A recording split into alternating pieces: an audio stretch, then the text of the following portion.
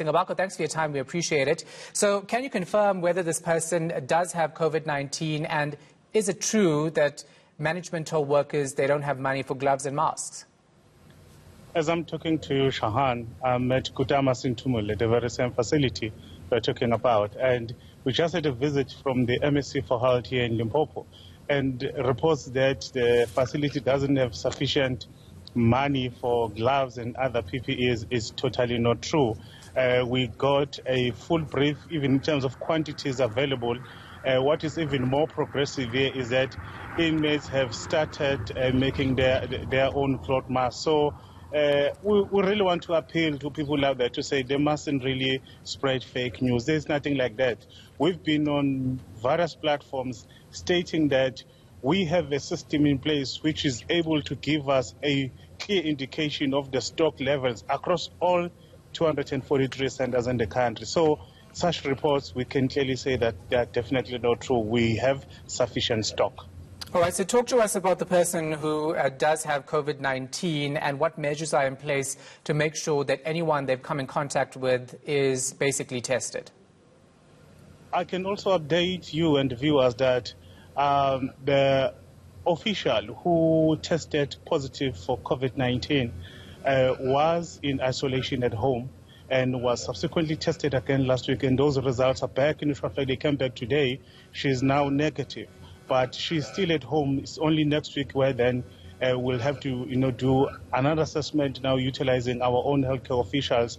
And if she's fit, to be back on duty, we'll do so. But we have to follow the World Health Organization guidelines to this effect. So yes, we had one case here. Now it has recovered, but we continue to enforce the prevention measures to ensure that officials are screened on daily basis, inmates are screened on daily basis, and those who are showing symptoms then must be tested. Remember, we also launched the mass testing in our facilities. That is continuing. So as correctional services, we're quite comfortable with the progress that we're making because we fully understand of the risk that we are faced with. Hence, we have to do everything, whatever it takes, to prevent any possible transmission of the virus into our centers. Can you give us a national picture, an idea of the number of infections at correctional services facilities? The figures that we issued yesterday were standing at 99. We'll be doing an update for today. We are still receiving reports from all 243 centers, and once we have those figures, we'll then release them. Of concern right now is that the number of our officials contracting the virus is increasing. That is of concern to us. So let's talk about something else. You've issued a statement rubbishing a call for inmates to strike. You're saying it's irresponsible and reckless. Just tell us more about this call. Where's it coming from? It is something engineered by a few individuals purporting to be representing the interest of inmates. The reason why we are saying this, it is reckless, because it is all engineered on something which doesn't exist, where they're saying inmates are not protected. And we're saying that is not true. Inmates are protected. They're saying there is a shortage of PPEs. We're saying that is not true. We've got sufficient stock. They're then raising all other issues, even issues related to visits. And we're saying reasons were given why we needed to restrict visits, because our centers were never going to cope with in terms of screening everyone and ensuring that the virus doesn't get to be transmitted into our centers. So it is totally irresponsible for people like Miles and others then to say inmates must go on a hunger strike, they must cause chaos. Correctional centers are closed spaces. So if you want to engineer anarchy in such spaces, what is it that you want to achieve at the end of the day? So, hence we had to inform other law enforcement officers to say we cannot sit with something like this and nothing is being done, because all of us, we have to be responsible. COVID-19 mustn't be used as an opportunity to pursue other issues which have no relevance whatsoever. All that is in front of us, how best can we defeat this virus? It's all that matters.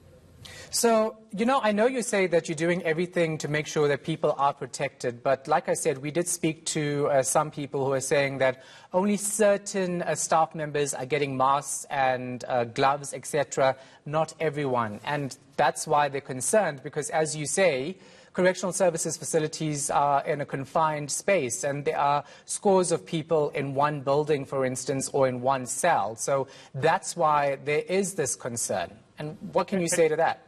And we are disputing that. We have all the right to dispute it because we've got sufficient stock. But what we've also done is the awareness campaign to educate our officials and inmates. For instance, when do you use a mask? When do you need to use those gloves? So that people get to understand it. Otherwise, everyone will be saying, no, I need an N95 or I need a surgical mask or I need this. But we say if an official or an inmate still insists that, no, I'm not protected, I need this, we do make it available to that person. So it is so unfortunate that these allegations, people are pushing them to an extent that they must start to sound like it's reality, it's a fact, whereas there's nothing like that. All our centers have sufficient stock.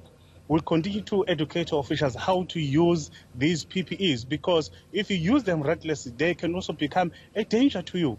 So as a department, we are quite comfortable.